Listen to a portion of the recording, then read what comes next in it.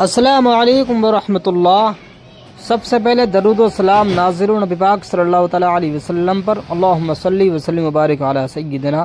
و مولانا محمد وبارک وسلم، صلاۃ و سلام علیک یا رسول اللہ۔ دوستو، آپ جو میرے سامنے دیکھ رہے ہیں یہ حضرت نظام الدین اولیاء رحمۃ اللہ تعالیٰ علیہ کے مرید حضرت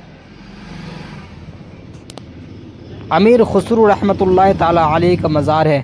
آپ کے بارے میں کچھ جانکاری بتاتے ہیں کہ حضرت امیر خسرو کا اصل نام ابو الحسن یمن الدین خسرو تھا، جن کا زمانہ حیات یعنی آپ کی پیدائش 1253 سے لے کر 1325 تک آپ زندہ رہے،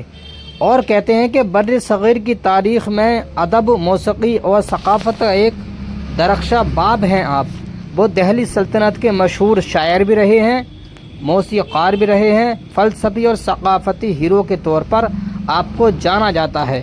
اور آپ ہی امیر خسرو ہی ہیں جن کو طوطئ ہند کے لقب سے بھی یاد کیا جاتا ہے۔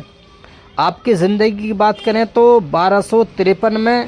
اروناچل پردیش یعنی جو بھارت میں موجود ہے اس کے شہر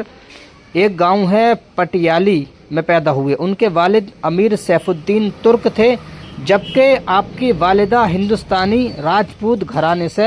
آپ کا تعلق رکھتی تھیں۔ بچپن ہی سے حضرت امیر خسرو کو شاعری اور موسیقی کا شوق تھا، اور آپ کو اس چیز کا بہت زیادہ شوق تھا، اور کہتے ہیں کہ حضرت امیر خسرو نے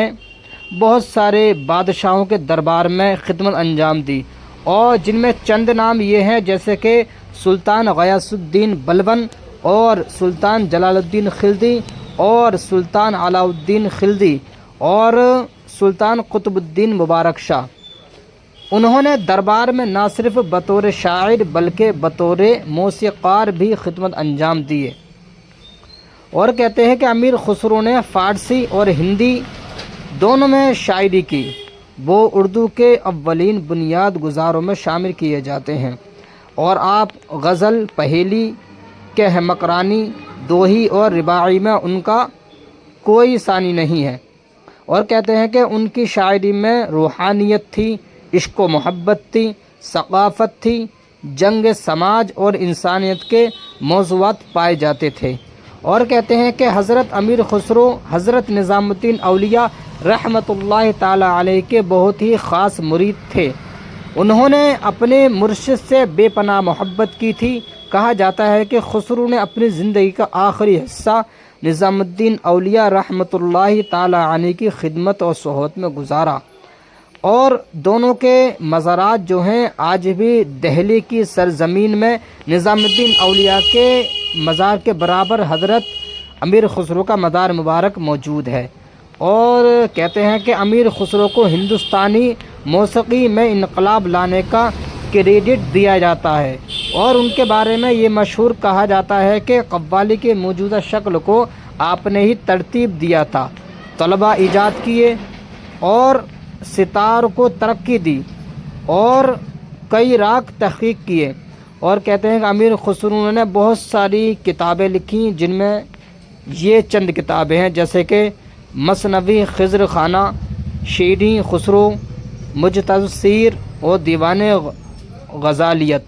اور کہتے ہیں کہ آپ کی وصال کی تاریخ 1325 میں دہلی میں آپ انتقال گئے، اور آپ کا مزار مبارک جو ہے حضرت نظام الدین اولیاء رحمۃ اللہ تعالیٰ علیہ کے مزار کے بالکل قریب ہے۔ آئیے ہم آپ کو اسی کے تعلق سے ایک واقعہ بتا دیں کہ حضرت امیر خسرو اور حضرت نظام الدین اولیاء رحمۃ اللہ تعالیٰ علیہ کے درمیان کتنا بہترین تعلقات تھے۔ کہتے ہیں کہ حضرت امیر خسرو رحمۃ اللہ تعالیٰ علیہ کہیں باہر گئے ہوئے تھے، اسی دوران ان کے مرشد حضرت نظام الدین اولیاء رحمۃ اللہ تعالیٰ علیہ کے پاس ان کے کچھ مرید موجود تھے، یعنی آپ حلقہ بنائے ہوئے بیٹھے تھے کہ اچانک ایک عورت آئی جو اپنے بیٹے کے لیے دعا کروانے آئی تھی۔ وہ عورت عجیب سا لباس پہنے ہوئے تھی، یعنی کہ آدھا لباس جو ہندو تعلق سے رکھتی تھی اور آدھا لباس مسلم عورتوں کی طرح پہنے ہوئے تھی۔ سبھی مرید حیران رہ گئے کہ یہ عورت کون ہے، پر معلوم نہیں چل رہا تھا کہ عورت مسلم ہے یا ہندو ہے، لیکن حضرت نظام الدین اولیاء رحمۃ اللہ تعالی علیہ نے فرمایا کہ اگر امیر خسرو یہاں ہوتے تو فوراً بتا دیتے کہ عورت کون ہے۔ اتنے میں حضرت امیر خسرو رحمۃ اللہ تعالی علیہ واپس آ گئے۔ جیسے ہی انہوں نے اس عورت کو دیکھا فوراً کہا یہ عورت نہ تو ہندو ہے اور نہ مسلمان ہے، یہ نئی دلہن ہے۔ سب حیران رہ گئے۔ حضرت نظام الدین اولیاء نے مسکرا کر پوچھا امیر خسرو تم نے یہ کیسے پہچانا؟ حضرت امیر خسرو نے جواب دیا حضرت اس کے ہاتھوں پر مہندی لگی ہے جو صرف نئی نویلی دلہن لگاتی ہے، اور اس کے چہرے کی شرم و حیا بتا رہی ہے کہ یہ ابھی شادی کی ہی عورت ہے۔ نظام الدین اولیاء خوش اور فرمایا خسرو تمہاری آنکھیں صرف دیکھتی ہی نہیں بلکہ دل سے محسوس بھی کرتی ہیں۔ تو دوستو اس واقعے سے ہم کو یہ معلوم چلتا ہے کہ حضرت امیر خسرو کی تیز ذہنیت ظاہر ہوتی ہے، یعنی اس واقعے سے حضرت امیر خسرو کی تیز ذہنیت ظاہر ہوتی ہے، اور ان کی محبت جو اپنے مرشد کی یعنی کتنی محبت کرتے تھے یہ توجہ کا حامل بناتی ہے، اور ان کی عقل مندی، ہوشیاری اور روحانیت بصیرت کی گہرائی کو سامنے لاتی ہے۔